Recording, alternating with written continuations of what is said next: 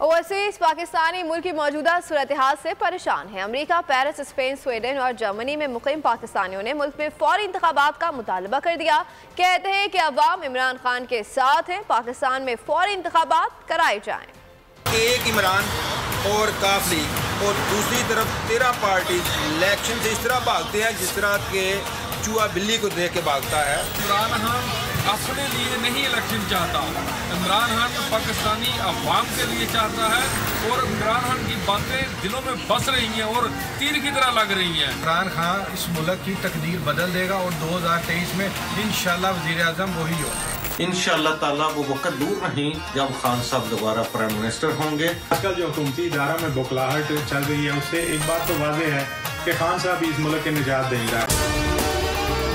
अगर आपको हमारी ये वीडियो पसंद आई है तो लाइक पर क्लिक कीजिए।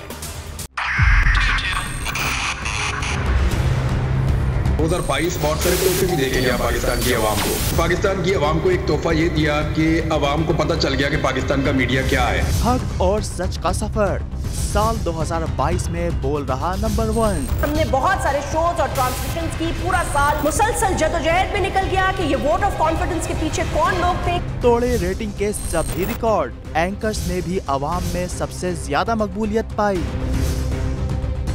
और सोशल मीडिया पर भी बोल रहा सब पर भारी।